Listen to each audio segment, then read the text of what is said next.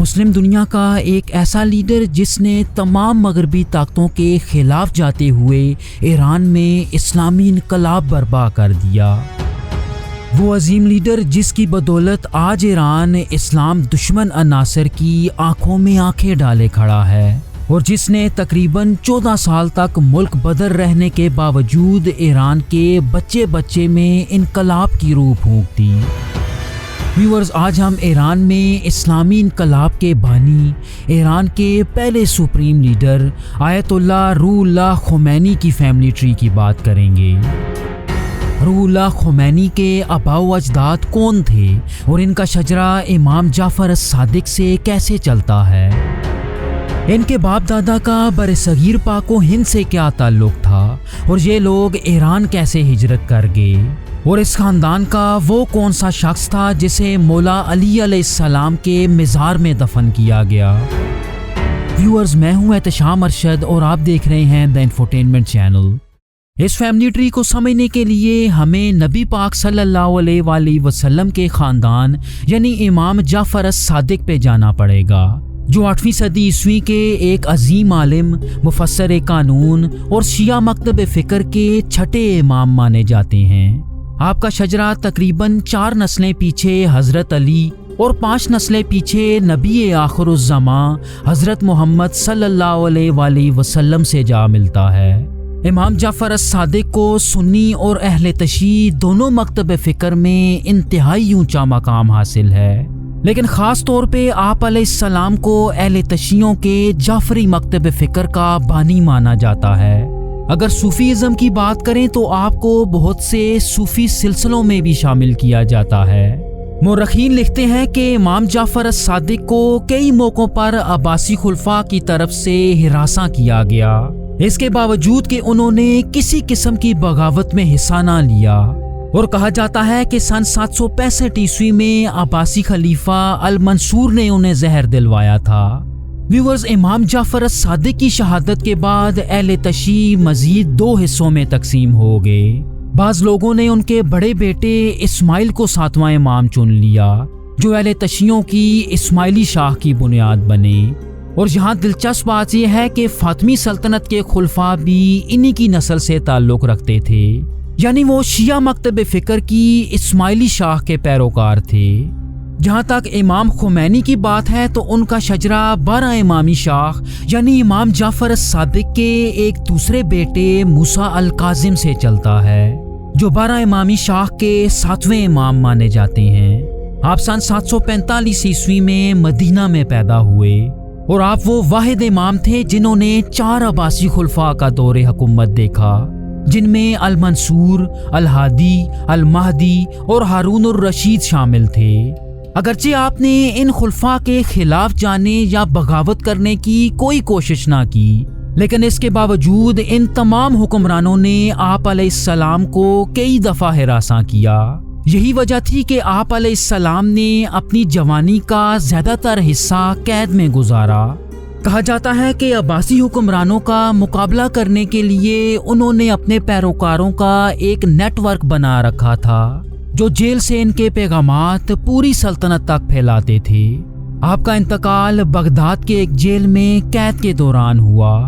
کچھ مورخین یہ دعویٰ بھی کرتے ہیں کہ انہیں عباسی خلیفہ ہارون الرشید نے قید کے دوران زہر دلوایا تھا۔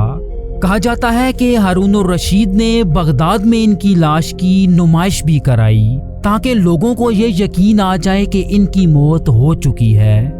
ویورز، امام موسیٰ الکاظم پہ آ کے امام خمینی کا شجرہ 12 اماموں کے شجرے سے الگ ہو جاتا ہے، اور امام موسیٰ کے نام سے ہی ان لوگوں کو موسوی سید بھی کہا جاتا ہے۔ 12 اماموں کا شجرہ امام موسیٰ الکاظم کے بڑے بیٹے علی الرضا سے چلتا ہے، جن کے بعد امام محمد الجواد، امام علی الہادی، امام حسن العسکری اور 12ویں امام محمد المہدی آتے ہیں۔ لیکن آیت اللہ خمینی کا شجرہ امام موسیٰ الکاظم کے چھوٹے بیٹے حمزہ بن موسیٰ سے چلتا ہے، جو اپنے وقت کے ایک عظیم عالم، نیک اور پرہیزگار انسان تھے، اور اپنے بھائی اور 8ویں امام امام علی الرضا کی طرح عوام میں بہت مقبول تھے۔ لیکن ان کا عوام میں مقبول ہو جانا ان کی شہادت کا باعث بنا۔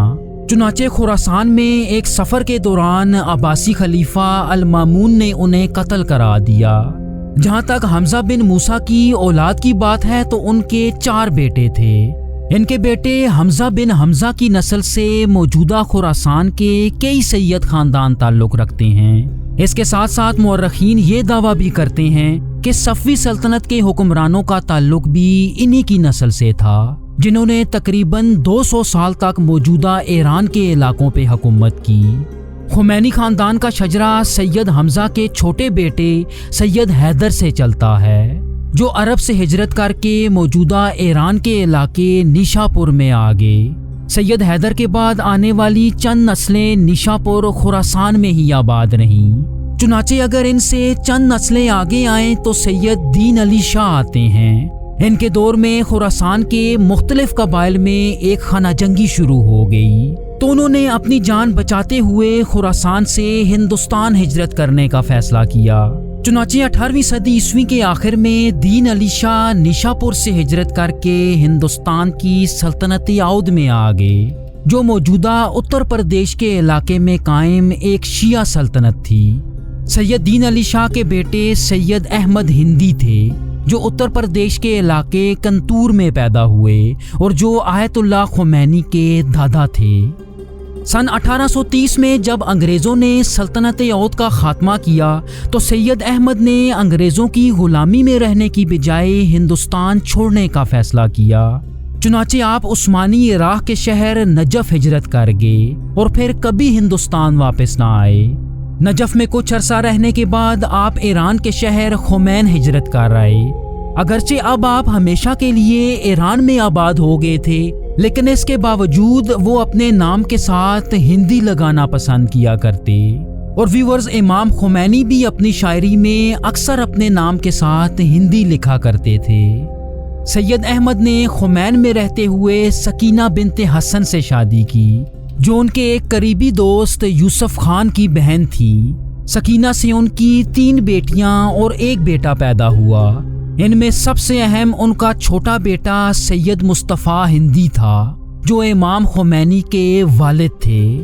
آپ سن 1862 میں خمین کے علاقے رازی میں پیدا ہوئے اور آپ اپنے علاقے کے انتہائی بااثر انسان سمجھے جاتے تھے۔ کہا جاتا ہے کہ آپ وقت کے حکمرانوں کے ظلم اور جبر کے خلاف سرعام بولا کرتے تھے۔ یہی وجہ تھی کہ مقامی لوگ ان کے علاقے اور ساتھ کو ایک محفوظ پناہ گاہ سمجھتے تھے، جو وقت کے حکمرانوں کو ہرگز قبول نہ تھا۔ چنانچہ انہوں نے مصطفیٰ کو قتل کرنے کا منصوبہ بنایا اور ویورز وہ اپنے منصوبے میں کامیاب بھی ہو گئے۔ چنانچہ 13 فروری سن 1903 کو انہوں نے مصطفیٰ کو قتل کرا دیا۔ جہاں تک سید مصطفیٰ کی اولاد کی بات ہے تو آپ کی 2 بیٹیاں مولود اور فاطمہ اور 3 بیٹے سید مرتضیٰ، سید نور الدین اور سید روح اللہ پیدا ہوئے۔ ان کے سب سے بڑے بیٹے سید مرتضیٰ پسندیدہ تھے، جو روح اللہ خمینی سے تقریباً 4 سال بڑے تھے۔ اپنے والد کے انتقال کے بعد سید مرتضیٰ کا امام خمینی پہ سب سے زیادہ اثر و رسوخ تھا۔ انہوں نے لاتعداد علوم میں علم حاصل کیا، جن میں لٹریچر، لاجک، اسلامی قوانین، جیومیٹری اور ایسٹرونومی جیسے علم شامل ہیں۔ کہا جاتا ہے کہ ایرانی شاہ کے خلاف انہوں نے اپنے بھائی کا ہر محاذ پہ ساتھ دیا، جو بعد میں ایرانی انقلاب کا باعث بنا۔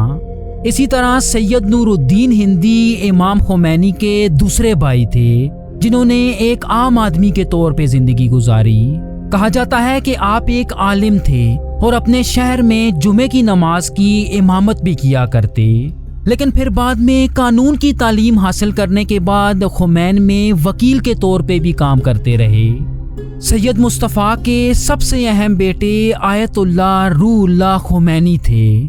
آپ اسلامی جمہوریہ ایران کے بانی اور ایران میں انقلاب کے مرکزی لیڈر تھے، جنہوں نے محمد رضا پہلوی کا تختہ الٹاتے ہوئے ایران سے بادشاہت کا خاتمہ کر دیا۔ آپ سن 1902 میں ایران کے صوبے خمین میں پیدا ہوئے اور جب آپ 2 سال کی عمر کو پہنچے تو آپ کے والد کو قتل کر دیا گیا۔ انہوں نے بہت چھوٹی عمر میں قرآن اور عربی کی تعلیم حاصل کر لی اور اپنی پڑھائی مکمل کرنے کے بعد آپ نے تقریباً 40 کتابیں بھی لکھیں۔ ان وقتوں میں ایران میں پہلوی سلطنت کا راج تھا جس کے حکمران محمد رضا پہلوی تھے۔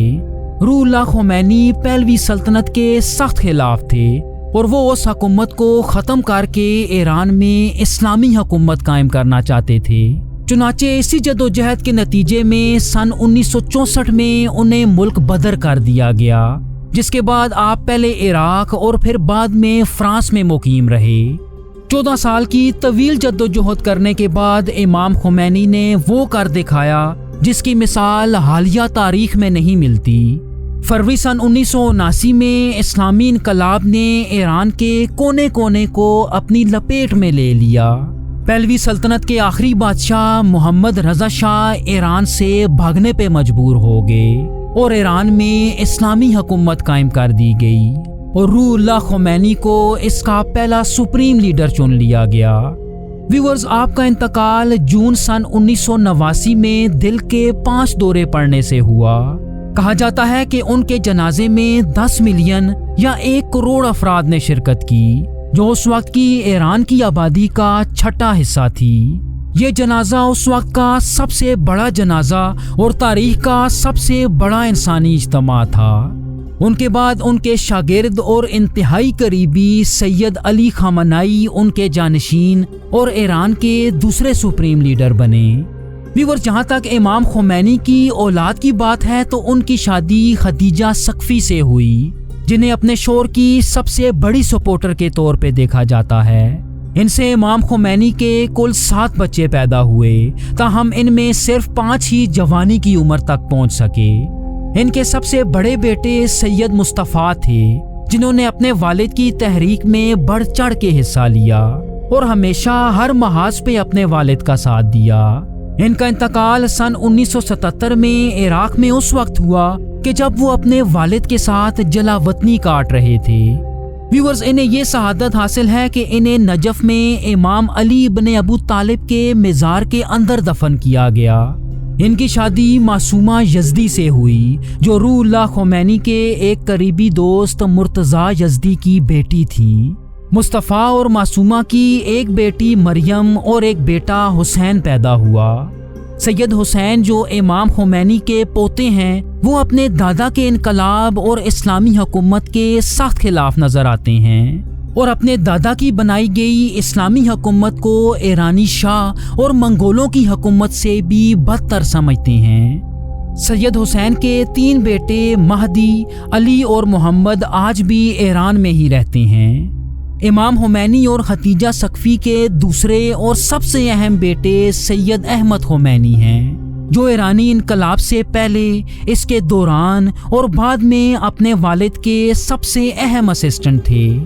ویورز، کہا جاتا ہے کہ انہوں نے اپنے والد اور ایرانی لوگوں کے درمیان رابطہ قائم کرنے میں انتہائی مؤثر کردار ادا کیا اور اپنے والد کی ریکارڈ کی گئی ہزاروں کیسٹس ایران کے کونے کونے تک پہنچانے کا کام بھی کیا۔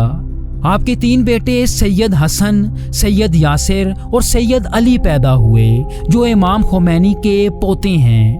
ان میں اگر سید حسن کی بات کریں تو انہیں روح اللہ خمینی کا سب سے ممتاز پوتا سمجھا جاتا ہے۔